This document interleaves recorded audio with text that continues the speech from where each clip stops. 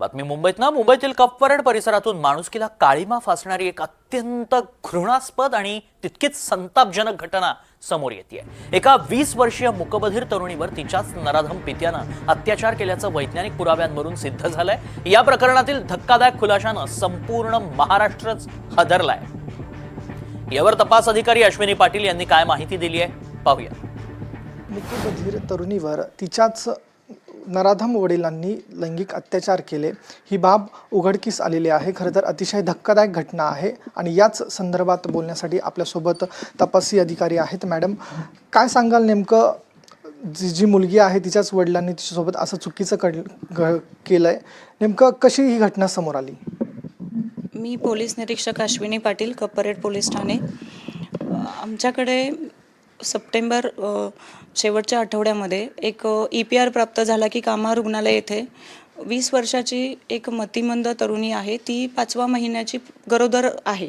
त्यानुसार आम्ही कामा रुग्णालय येथे दाखल झालो असता तिचे नातेवाईक, वडील व आजी ते तिथे उपस्थित होते। त्यांनी सांगितलं की ती काही बोलू शकत नाही आणि तिच्या बाबतीत हे काय झालं आम्ही सांगू शकत नाही, ती घराबाहेर कुठेच जात नाही आणि कोण केलं हे ती सांगू शकत नसल्यामुळे आम्हीही सांगू शकत नाही आणि आम्हाला तक्रारी करायची नाही अशी त्यांची म्हणणं होतं सुरुवातीला। त्यानंतर आम्ही त्यांची समजूत काढून केस करणं किती आवश्यक आहे, गुन्हा दाखल करणं हे त्यांना समजावून सांगितल्यानंतर तिच्या वडिलांच्या फिर्यादीनुसार गुन्हा दाखल करण्यात आला। तसेच त्या मुलीशी संवाद साधण्याकरता आम्ही मतिमंद मुलींच्या शाळा तसेच सामाजिक संस्था यांना संपर्क साधला असता विधायक भारती या संस्थेच्या लीला पाताडे मॅडम व मधुरा मॅडम यांनी आम्हाला प्रतिसाद दिला व मधुरा मॅडम यांनी तिचे वारंवार काउन्सिलिंग केले, एकांतामध्ये व्हिडिओग्राफी केली आपण त्याची।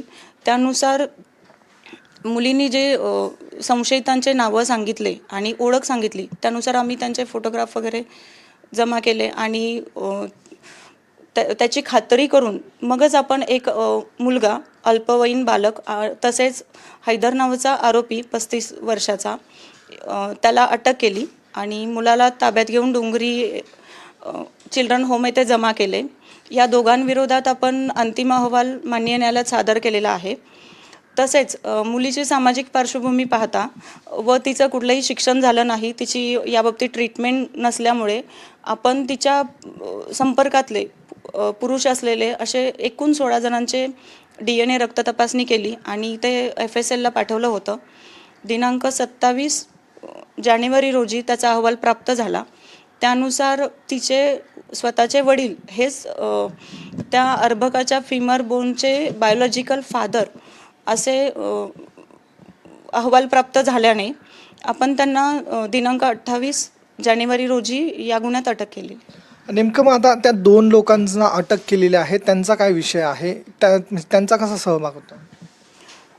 आधी जो अल्पवयीन बालक व हैदर नावचा व्यक्ती यांना अटक केली होती, यामध्ये आपल्याला असं निष्पन्न झालं होतं की त्या दोघांनी तिच्यासोबत लैंगिक अत्याचार केलेले आहे, त्यामुळे आपण त्यांना अटक केलेली आहे। आता आणि तेव्हाही आपल्याला असं तपासामध्ये दिसून येत होतं की मुलीची कंडिशन पाहता एकापेक्षा जास्त आरोपी असू शकतात, त्यामुळे आपण DNA तपासणी केली आणि वडिलांचाही त्याच्यामध्ये सहभाग निष्पन्न झाल्याने त्यांनाही अटक केली। असं होऊ नाही शकत की बायोलॉजिकल तिचे वडील आहेत आणि त्यांचं ते अर्भक मॅच होतंय म्हणून? याबाबत आम्ही FSLचे अधिकारी ज्यांनी हा DNA रिपोर्ट आम्हाला दिला त्यांच्याशी चर्चा केली असता त्यांनी खात्रीशीररित्या सांगितलं की DNA हा प्रत्येक माणसाचा वेगळा असतो, जरी ते मुलीचे वडील जरी असले तरी त्यांनी खात्रीशीररित्या सांगितलं की तेच तिचे त्या बालकाचे बायोलॉजिकल फादर आहेत। धन्यवाद, तुम्ही आमच्याशी बातचीत केली।